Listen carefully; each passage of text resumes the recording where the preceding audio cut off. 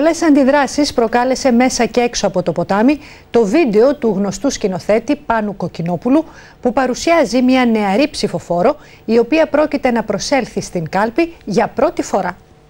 Δεν το έχω κάνει ποτέ. Ξέρω πως η πρώτη φορά είναι πολύ σημαντική. Δεν πρέπει να είναι με τον οποιονδήποτε. Οι συνέπειες είναι μεγάλες. Αυτό είναι το βίντεο που ετοίμασε ο σκηνοθέτης Πάνος Κοκκινόπουλος μαζί με άλλους υποστηρικτές του ποταμιού και προκάλεσε έντονες αντιδράσεις μέσα και έξω από το κόμμα.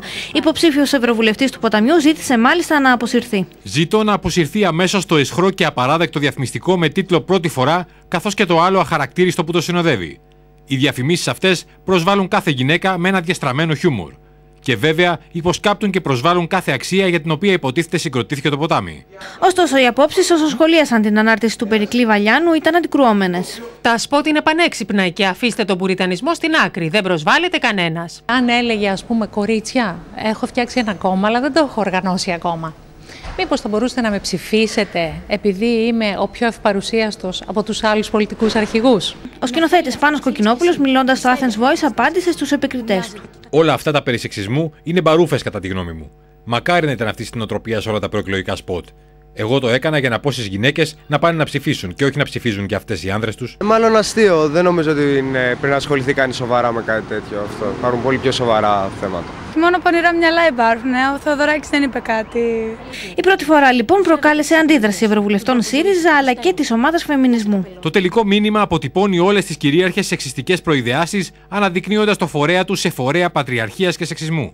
Έντονα αντέδρασε το ποτάμι, επισημένοντας ότι το σποτ που ετοίμασαν οι υποστηρικτές του πέτυχε το σκοπό του και άνοιξε τη συζήτηση για τη συμμετοχή των γυναικών στην πολιτική, επισημένοντας ότι η πρόθεσή τους δεν ήταν να δημιουργηθεί ένα σεξιστικό βίντεο. Λυπούμαστε αν κάποιοι προσβλήθηκαν, αλλά προκαλεί εντύπωση ότι δεν έδειξαν την ίδια ευαισθησία με την ανάρτηση τολμηρών φωτογραφιών από την εκπρόσωπο της λίστας Τσίπρα στην Ιταλία.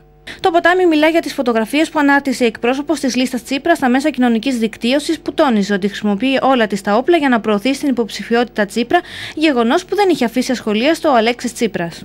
Η απάντησή μου στο ερώτημά σας τι θα κάνετε αν δεν πάτε καλά στις εκλογές εδώ, θα πάω στην Ιταλία.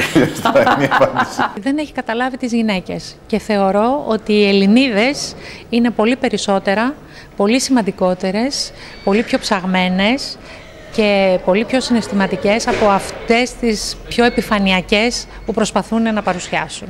Τώρα οι υποστηρικτές του ποταμιού και ο Πάνος Κοκκινόπουλος σκέφτονται να γυρίσουν ένα βίντεο με την πρώτη φορά ενός άνδρα.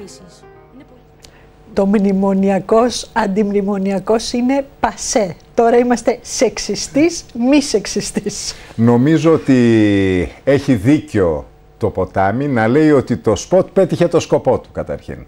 Διότι ένα σποτάκι, ένα τηλεοπτικό σποτ έχει αυτό το σκοπό, να προκαλέσει θόρυβο, να σηκώσει σκόνη. Σήκωσε πολύ σκόνη λοιπόν το σποτάκι. Εμένα αυτό που με ενοχλεί δεν είναι το περί σεξιστικού σχόλιο που γίνεται από τους αντιπάλους του ποταμιού, είναι η αντιγραφή. Το σποτ είναι αντιγραφή.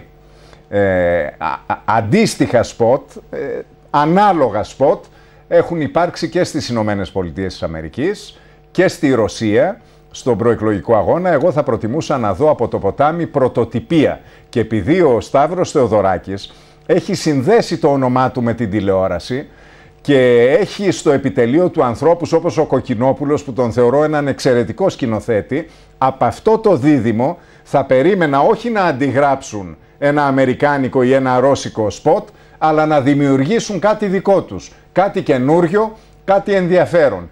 Τώρα, η ιδέα να βάλουν έναν άντρα να μιλάει για την πρώτη του φορά για να καθησυχάσουν τις φεμινίστριες που θύμωσαν ή τον τομέα ισότητας του ΣΥΡΙΖΑ που επίσης θύμωσε, είναι ατυχής. Δηλαδή, είναι απολύτως βέβαιο ότι το δεύτερο σποτ για να διορθώσει το πρώτο θα είναι χειρότερη γκάφα.